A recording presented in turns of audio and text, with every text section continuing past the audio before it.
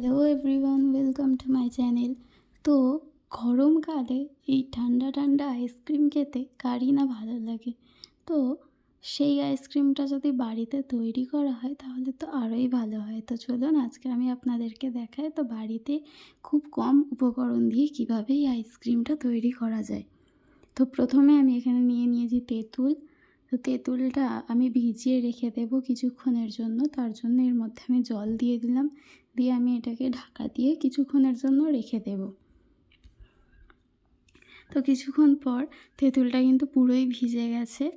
তো এর মধ্যে থেকে আমি তেঁতুলের যে শাঁসগুলো আছে সেটাকে নিয়ে তেঁতুলের দানাগুলোকে আমি ফেলে দেব।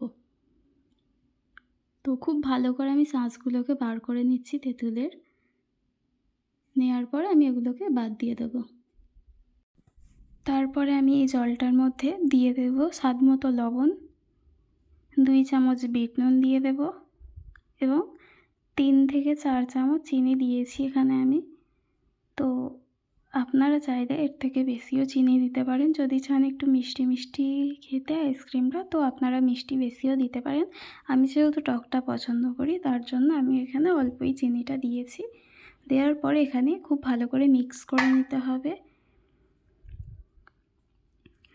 তো দেওয়ার পরে আমি এখানে আইসক্রিম বোলটা নিয়েছি, তার মধ্যে আমি বিট নুন দিয়ে দিচ্ছি।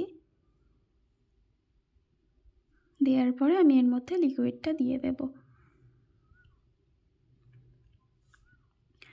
তো লিকুইডটাকে আমি আরেকবার মিক্স করে নিয়েছি। নেওয়ার পরে আমি সব কটার মধ্যে কিন্তু এটা দিয়ে দেব।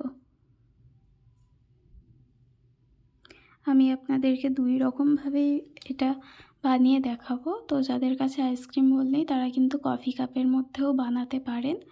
তো এখানে দেখুন আমি কফি কাপ নিয়ে নিয়েছি। সেম প্রসেসে কিন্তু আমি এর মধ্যে বিট নুনও দিয়ে দেব। দেওয়ার পর আমি লিকুইডটা দিয়ে দেব।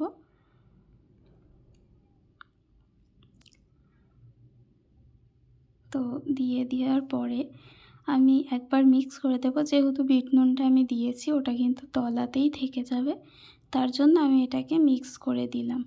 তো সব কটাকে সেম প্রসেসে কিন্তু আমি মিক্স করে দেব। দেওয়ার পরে আমি এর ঢাকনাগুলো দিয়ে দেব।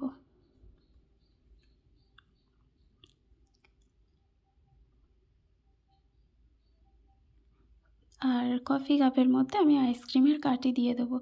ফয়েল পেপার থাকলে আপনারা ফয়েল পেপারের মধ্যে দিতে পারেন, তাহলে আইসক্রিমের কাঠিগুলো কিন্তু সোজা সোজা থাকবে আর দেখতেও সুন্দর লাগবে। তো এটাকে আমি এবার ডিপ ফ্রিজে রেখে দেবো 6 ঘন্টার জন্য। তো আপনারাও এরকমভাবে কিন্তু বাড়িতে ট্রাই করে দেখতে পারেন। কেমন লাগলো আমার ভিডিওটি অবশ্যই কিন্তু কমেন্ট করে জানাবেন। ভিডিওটি ভালো লেগে থাকলে একটা লাইক এবং সাবস্ক্রাইব করে পাশে থাকবেন এবং পাশের মানুষের সাথে কিন্তু এটা শেয়ার করে দেবেন এবং পরিবারের মানুষকে কিন্তু এটা তৈরি করে আপনিও খাওয়াতে পারেন। তো আজকের ভিডিওটি এই পর্যন্তই। দেখা হচ্ছে নেক্সট ভিডিওতে। পরে কীরকম টাইপের ভিডিও দেখতে চান আপনারা কিন্তু কমেন্ট করে জানাবেন।